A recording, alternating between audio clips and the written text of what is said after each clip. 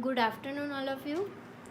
So, as we discussed earlier, I hope you all are here with your basic knowledge of chemistry from class 10, that is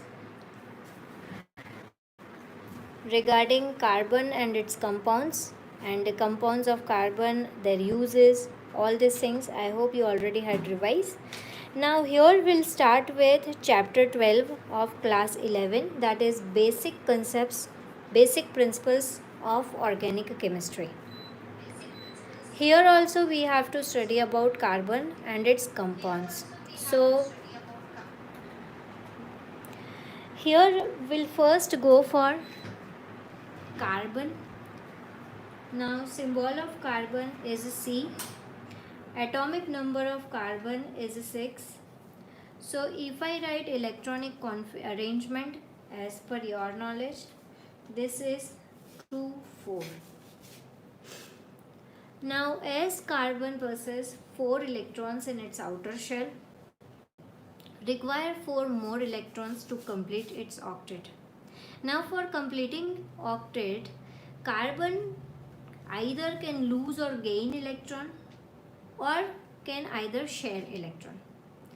Now here as carbon has 4 electrons, if that want to gain, need 4 more electrons to complete its octet, and if that want to lose electron, in that case also that need 4 electrons. In losing or gaining 4 electrons, this require very high amount of energy. If carbon has to lose electron, then that need to lose 4 electrons. For losing 4 electrons, amount of energy required is very high. Another way is to gain electron. If carbon gain 4 electron, it's difficult to accommodate 8 electrons in this much small shell, and repulsion forces predominate. So in this case, instead of losing and gaining electrons, what carbon can do, carbon share electrons. Carbon share electrons with other elements, and this is how that complete its octet. Now here carbon possesses 4 electrons, need 4 more electrons, so carbon share 4 electrons with other elements such as carbon itself, hydrogen, nitrogen, oxygen or sulfur. Now as maximum number of electrons carbon can share is 4, carbon has tendency to form 4 bonds. Carbon has tendency to form 4 bonds, maximum 4 bonds. And this is known as tetravalency of carbon. This is known as tetravalency of carbon. About all this, it is there in carbon and its compounds, standard 10. So carbon has tetravalency, has power of forming 4 bonds. Even one more important property of carbon, that carbon can form single, double or triple bond with elements like carbon, oxygen, nitrogen. And due to this, we have wide variety of compounds possible for carbon. Even carbon has tendency that it can form chain up to 100 carbon atoms. Means 100 carbon atoms, they combine with each other in a single straight chain. That is the capacity of carbon. And this capacity of carbon, this property of carbon is known as catenation. This property of carbon is known as catenation property. So because of catenation property of carbon, carbon can form long chain of up to 100 carbon atoms. And because of this property, we have wide variety of carbon compounds present on Earth's crust. Because of this property of carbon, we have wide variety of carbon compounds present. And in organic chemistry here, we are going to study about carbon and its compounds widely. Till now you know few functional groups also, like alcohol, carboxylic acid, ester. We have more than that functional groups. So here in this chapter, that is basic principles of organic chemistry, this chapter is very useful to you for study organic chemistry, not only for 11th. Even if you know this chapter, this is very good for you in 12th standard organic chemistry study. So here in this chapter, we'll learn about basic principles of organic chemistry. Here we discuss about its important properties, how that is forming bond, how many bonds that form. After this, we'll study about few compounds of carbon, how to represent those compounds in different way. Then we'll study how to write name of the compound. If some organic compound is present, how to write name of that particular compound. About that we will study. Even we'll study about different functional groups. If those functional groups are present in any carbon chain, how to write name of those compounds. Then we'll learn about different effects. When different functional groups are attached to the carbon chain, they produce different effects in the carbon chain. So those effects we'll study here. Now these effects you will study here in detail. Next year when we learn organic chemistry chapters, those terms we are going to use directly. So if you are very clear with these terms in 11th itself, then this becomes easy for you to understand those things in 12th standard study. So this is the reason this chapter is very useful. And at the end, for purification of this organic compound, for identification of elements present in these organic compounds, we are going to study certain techniques. So this is the summary of this compound. Let me start with the chapter. So initially, as I discussed with you people, that carbon can form maximum 4 bonds, and that is known as tetravalency of carbon atoms.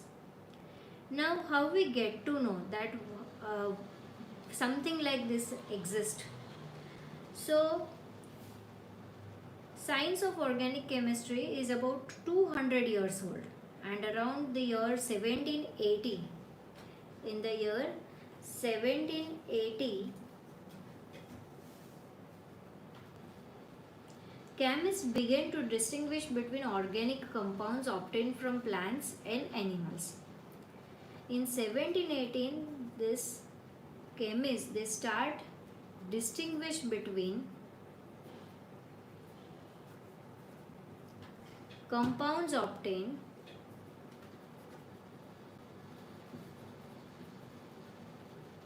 from plants and animals, and inorganic compounds.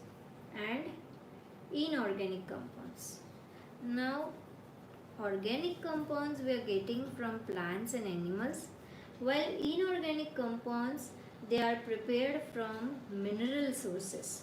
Inorganic compounds are prepared from mineral sources.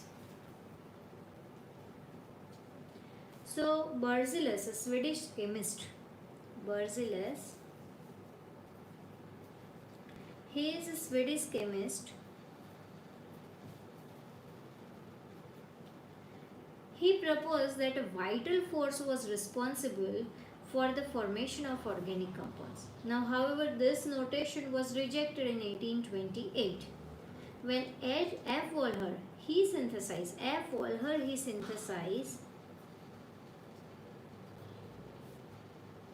urea, which is NH2CO NH2. He synthesized this compound, which is an organic compound of carbon, from an inorganic compound, ammonium cyanate. By heating ammonium cyanate, F. Wohlher, he prepared urea, which is organic compound, while ammonium cyanate is inorganic compound. So then this come to know that the pioneering synthesis of acetic acid by Kolbe and that of methane by Bartlett show conclusively that organic compounds could be synthesized from inorganic sources in laboratory. So it's not like that organic compounds are totally from nature. Even we can synthesize organic compounds from inorganic compounds which is there present on the earth's crust. So organic compound synthesis is also possible. Now after this organic chemistry come into existence. Tetravalency, if we talk about tetravalency of carbon, in 10th standard you study about different types of hybridization.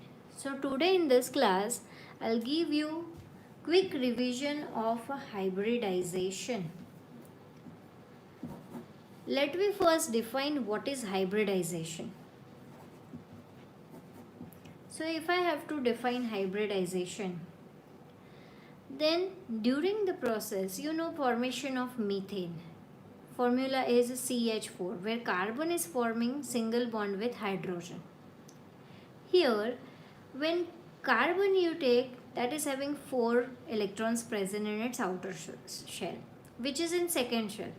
While that is combining with hydrogen has only 1 electron and that is also present in first shell. Now here second shell and first shell, they are combining with each other. So these two shells, they are of different energy. So during the process of hybridization, when these shells they combine with each other, they are forming new shells which is of same energy and same shape. They are producing new shells which is of same energy and same shape. And that is the process of hybridization. Even before I start with hybridization, I would like to discuss with you, till now electronic arrangement you used to write in the patent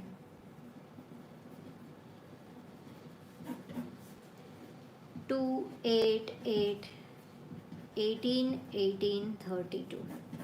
Now why and how this is 288 18 18 32? Actually, to understand this is related to physical, organic and inorganic chemistry. This is combination of all this. Let me first understand that how this 288 1883 32 comes into existence and how to write electronic arrangement now in 11th at this level. So in an atom there is nucleus which is positively charged. Around this positively charged nucleus, electrons are arranged outer side in specific shells. Those shells we show by such dashed lines. Now these shells which we are showing like this, actually these are imaginary path. Actually electrons, they keep on rotating around the nucleus in some specific manner. Actually, see the dots which I am showing to you like this is representing the probability of finding electrons around nucleus. Now again there is another shell where I'm getting probability of finding electrons, which I'm showing by dots. But there is some vacant space between these two possibilities. Here this is the one shell where I'm getting possibility for presence of electron. This is the second shell where I'm getting that here electrons may present. But between these two shells there is some vacant space. To this vacant space we say nodal surface or nodal plane, where possibility of finding electrons is 0. So before that, whichever the area is there where we have probability of finding electron, to that area we represent by shell 1. To that area we represent by shell 1. And to shell 1 by symbol we represent by A. So the first one is K shell. Second one is L shell. Third one is M shell, right? So actually this is not a line where your electron is rotating around nucleus. It's like this area which we are representing by single line. So electrons, they rotate around nucleus in this way in specific path or specific shells. Now K, L, M and N. In detail about this we'll discuss when we study chapter 1. Here I'm just giving you that much idea so that you can easily understand hybridization of elements till 20 elements. The elements which you already know till calcium. So first shell is K shell. Now in K shell we have subshells present. In K shell we have subshells present. In K shell only one subshell present is S. In L shell we have two subshells present, S and P. In M shell we have three subshells present, S, P, D. In N shell we have four, S, P, D and F. Now as this is first shell, this is 1s. As this is second shell, this is 2s and 2p. As this is third, this is 3s, 3p, 3d. As this is fourth, 4s, 4p, 4d, 4f. These are subshells. These are subshells. 1s, 2s, 2p, 3s, 3p, 3d, 4s, 4p, 4d, 4f. Now these subshells, they have their specific shape, their specific capacity. Let me discuss about that. S subshell is spherical in shape. S subshell is spherical in shape. Only one in number.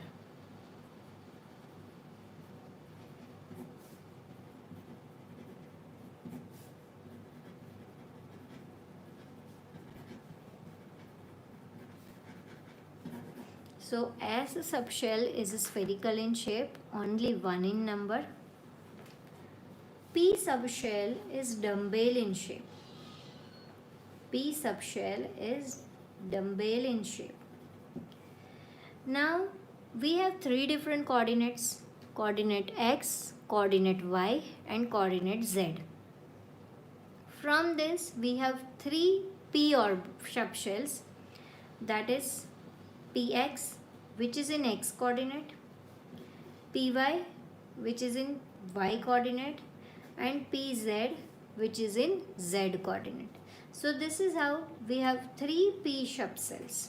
This is how we have three p subshells. To this shell we also known as orbit, shell or orbit. The path where there is probability of finding electron is also known as orbit. And to subshells we say orbitals. And to subshells we say orbitals. Third subshell is D. Now this D is double dumbbell in shape.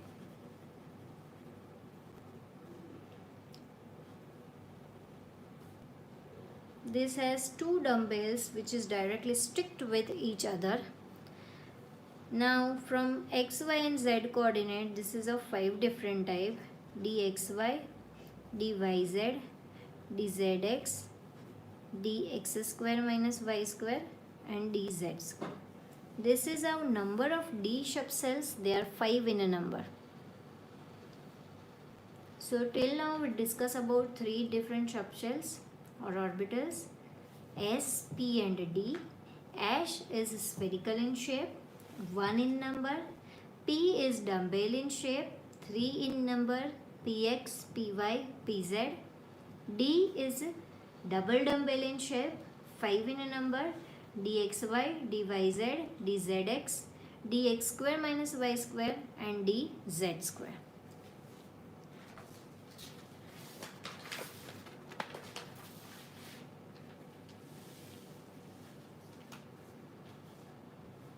One more shell is remaining, subshell F. Now shape of F subshell is very complex and we are not taking this into consideration. Shape, directly here we take number of subshells. So number of F subshells are 7.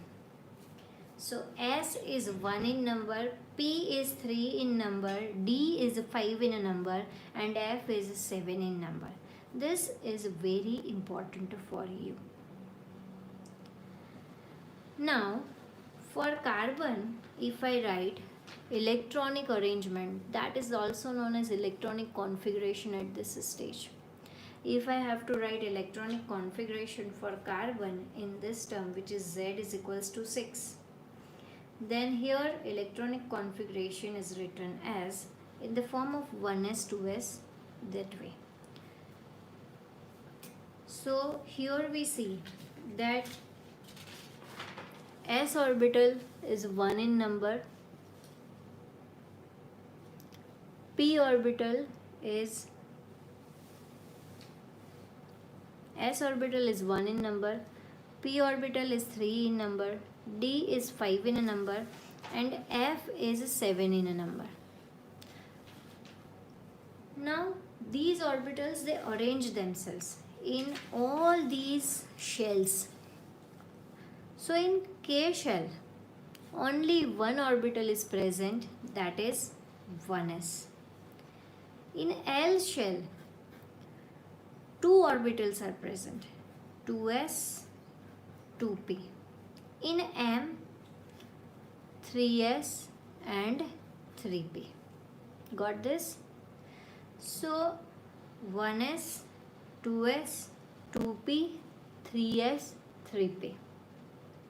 Here at this stage we'll understand till this only. In detail we'll study afterwards when we study in detail first chapter. 1s, 2s, 2p, 3s, 3p. Now whenever electron, they arrange themselves, first they go to lower energy orbital. And the orbit which is very near to nucleus has least energy. The orbit which is very near to nucleus has least energy. So that first go to least energy orbital.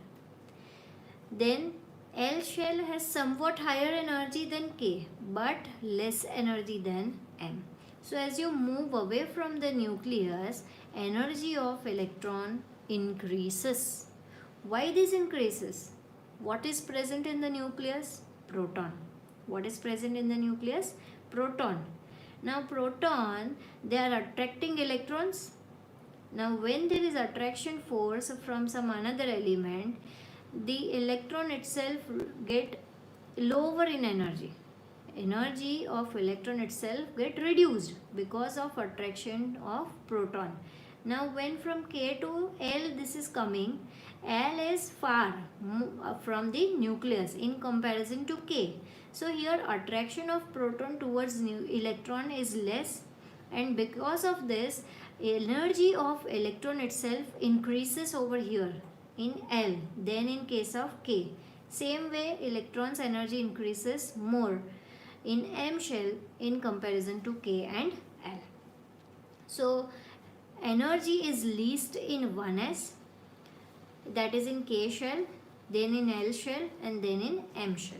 So whenever electron come, that first goes to K cell, then L, and then M shell. In K we have only one option, that is 1s. So whenever the electron come, that first enters to 1s. Then electron enters to 2s and 2p. Two different shells are there. So first electron enters to 2s and then to 2p. Why? So we have rule for that. About that we'll study in detail again in first chapter. Here you just remember first electron goes to 2s and then to 2p. Then after 2p electron goes to 3s and then to 3p. Now as I discussed, 1s is only 1 in number, 2s is also 1 in number, 2p is 3 in number. We have 3 2p orbitals, 2px, 2py, 2pz. Again 3s is only 1 in number, but 3p is 4 in number, 3px, 3py, 3pz. Is this clear? So let I first write down all the orbitals.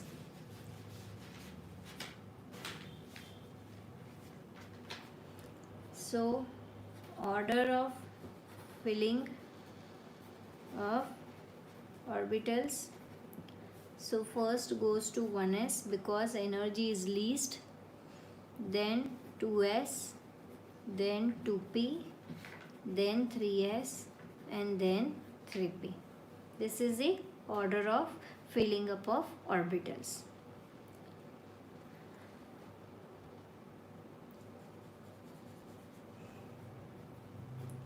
Each orbital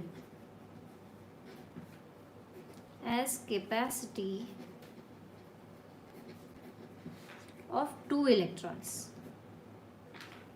So 1s is only 1 in number and capacity of electron is 2. 2s is also 1 in number, capacity of electrons is 2. 2p is 3 in number, so capacity of electron is 6, right? In one subshell there is capacity of 2 electron. Here we have 3 2p orbitals, so capacity is 6. Same way 3s 1, so capacity is 2. 3p orbitals 3 in number, capacity is 6. In K only one orbital is present and so capacity of K first shell is only 2. In L 2 different orbitals are present, 2s and 2p, so capacity of second shell is 8. In M 2 orbitals are present, so capacity of third shell is also 8. About 3D we'll discuss afterwards. 3D actually that is having third number, but that belongs to N shell. That is in fourth shell this is present. About that we'll discuss later on. So I hope this thing is clear to you. Why we used to write 288, right? Is this clear? Why we used to write 288? Okay. So if I have to write electronic configuration for hydrogen where Z is equals to 1, that we write 1s1. Now start writing electronic configuration this way. where yesterday you had written elements 1 to 20. If some space is available there, you write electronic configuration in this manner over there only. For helium, Z is equals to 2. This is 1s2. As 1 electron, this is 1s1. Here I have 2 electrons, so 1s2. Lithium, Z is equals to 3. Now this contain 3 electrons. So first 2 electrons that goes to first shell. So this is 1s2. Then the third electron goes to second shell. So this is 2s1. Beryllium, Z is equals to 4. So this is 1s2, 2s2. Again, when we are coming to boron, Z is equals to 5. Capacity of 2s is now over. Now you can't add more electrons to 2s orbital. So next electron goes to what? 2p. So 2p, 1. Carbon, Z is equals to 6. Electronic configuration is 1s2, 2s2, 2p4. Sorry, 2p2. 1s2, 2s2, 2p2. Nitrogen, Z is equals to 7.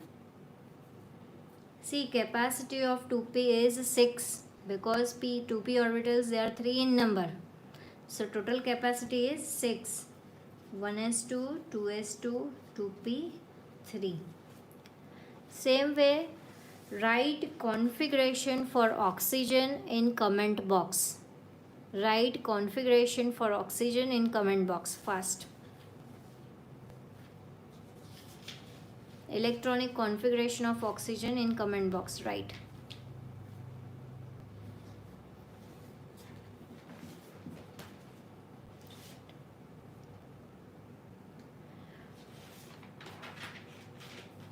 Write electronic configuration of oxygen in comment box.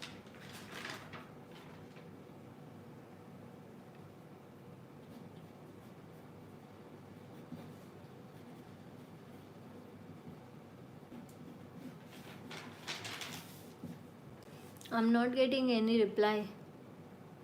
If you don't know to write, write don't know, so that I'll understand that you are there and listening me.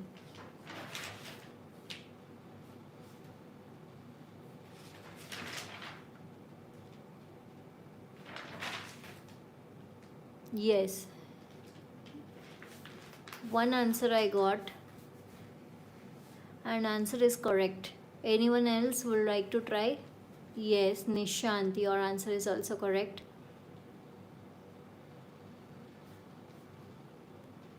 I have 4 students online. Those 2 who reply, you write electronic configuration till neon, you complete till neon. Other 2, you just at least try, so I'll get to know that where you are doing mistake. Other 2, just at least try.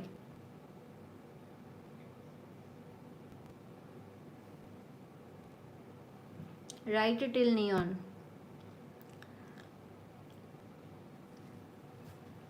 One s2, 2s2, 2p4, 1s2, 2s2, 2p5, 1s2, 2s2, 2p6.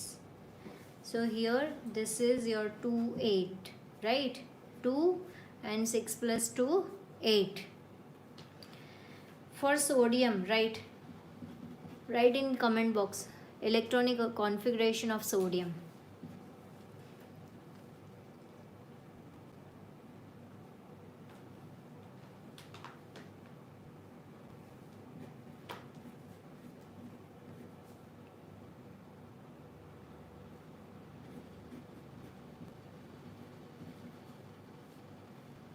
So this is for sodium.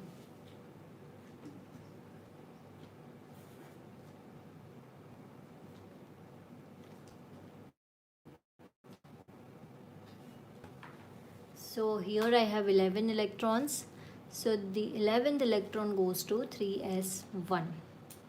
Same way you have to write till magnesium, then aluminium, silicon, phosphorus,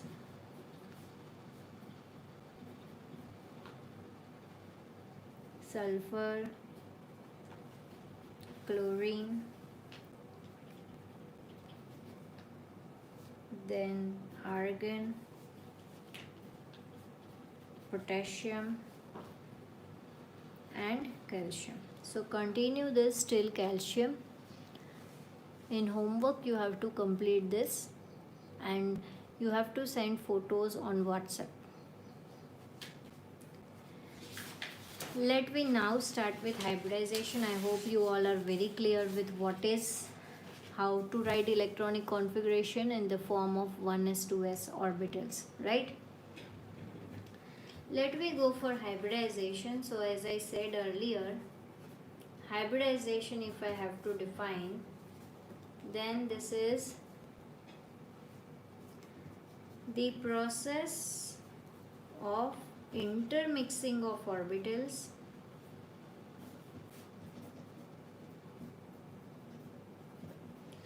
to generate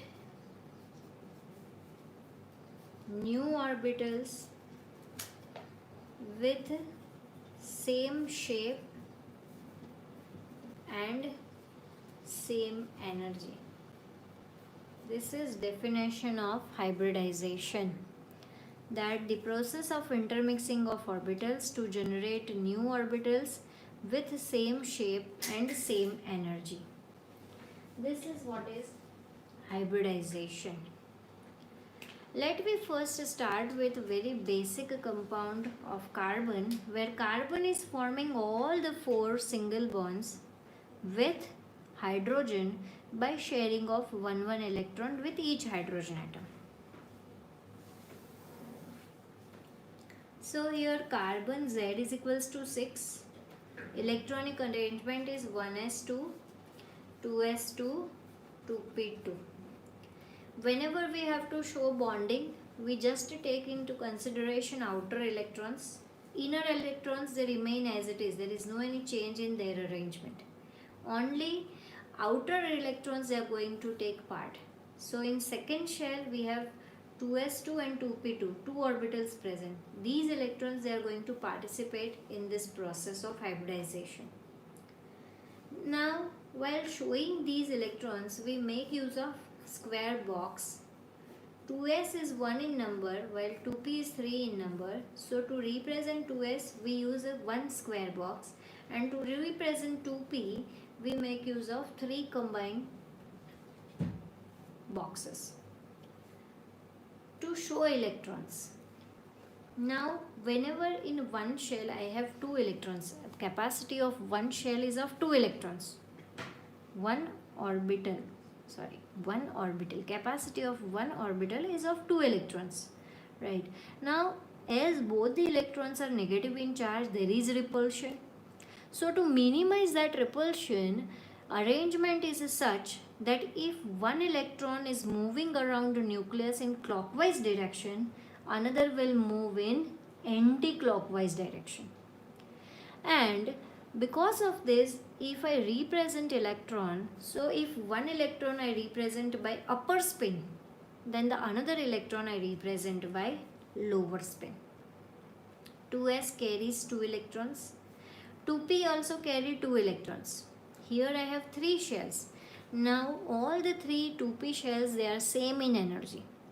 So in this case, when electrons they arrange themselves, first they arrange themselves singly in each orbital. First they fill up one electron in each orbital, and then they pair up. If I have 4 electrons, then one more electron over here, and here I have to show pairing. Till 3 electrons they arrange themselves in single spin to minimize repulsion. So this is arrangement of carbon in its normal state. But when carbon has to form compound, that attain excited state, gain energy from some outer source. So when carbon gain energy and come into excited state, to that carbon we represent by asterisk mark. This asterisk mark represent that the carbon is in excited state. Now in excited state of carbon, one of the electron from 2s that jump to 2p orbital. By gaining energy, this electron from lower energy orbital jump to the higher energy orbital. Now arrangement of electron if I have to show, then now in each subshell I have presence of one electron. Now in each subshell I have presence of one electron. These electrons where I have two electrons present, they are known as paired electrons. They are known as paired electrons. While if I have single electron present in one subshell, this is known as unpaired electron. So I have 4 unpaired electrons in 4 subshells. Here, this carbon is going to share its own electron with other element. Let me take a very basic compound where carbon is sharing its electron with hydrogen. So here, hydrogen is sharing its own electron, H1. This way 4 hydrogen, they share their own electrons with carbon. Now if you see hydrogen, their electron is present in first shell. Capacity of first cell is of only 2 electrons. So their capacity is fulfilled. They have 2 electrons in their outer shell now. If you take carbon, 2, 4, 6, 8. Total 8 electrons are there in carbon. So here your carbon get stabilized by sharing its own electron with 4 different hydrogen atoms, and hydrogen also getting satisfied by gaining electrons, by sharing electron with carbon as their duplet get complete. Now as you all know that s orbital is spherical in shape and p orbital is dumbbell in shape. But as they are undergoing process of hybridization, their shape and energy change, and they all now possess same shape and same energy. Which one, hybridization or electronic configuration? Write in comment box.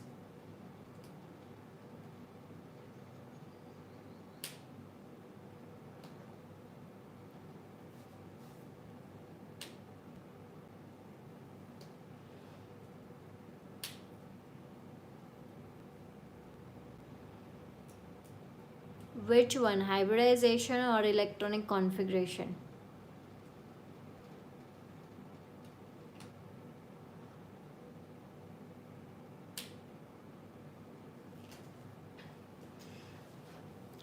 So here carbon is sharing its 4 electrons with 4 hydrogen atom to complete its octet, and hydrogen is sharing, okay, I'll repeat again if you want. So here carbon has 6 electrons. Arrangement of carbon is 1s2, 2s2, 2p2. 2 electrons in 2s orbital, 2 electrons in 2p orbital. For forming compound, carbon gains energy from some outer source and come into excited state. When carbon come into excited state, one of the electron from 2s by gaining energy goes to 2p orbital. Now electronic arrangement is 2s1 2p3 and not 2s2 2p2. When this is coming in 2s1 2p3, it has 4 unpaired electrons present. So here 4 hydrogen atom, they share their own electron with carbon to complete duplet of hydrogen, and carbon is sharing their 4 electrons with 4 hydrogen atom to complete its octet. So both they satisfy their need. Now here I have 1s and 3p orbitals. If you see, shape of these two orbitals are different. S orbital is spherical in shape, p orbitals are dumbbell in shape. and even coordinates of p orbitals are also different. But when they combine, they intermix by the process of hybridization, all of them they end up with same energy and same shape. So if I have to show all the four orbitals, now they always tend to remain at maximum distance from each other so that there is minimum repulsion. So this is the carbon. Here 1, 2, 3 and fourth orbital, right? Actually this fourth orbital is behind the plane. This is three-dimensional structure. I'm showing on two-dimensional paper. Actually, if you have to see arrangement, this is tripod stand.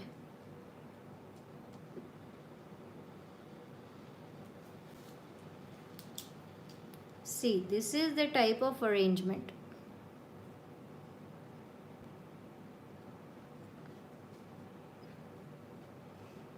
This is the type of arrangement on the upper part. Where these three pens they meet, carbon is present over there. Where these three pens they meet, carbon is present over here. And here I have one hydrogen, second hydrogen and third hydrogen. 1, 2, 3. And here I have carbon. So if I arrange them like this is like a tripod stand. The fourth hydrogen is present over here. This is the type of arrangement, and this arrangement is known as tetrahedral arrangement. This arrangement is known as tetrahedral arrangement. So if I join endings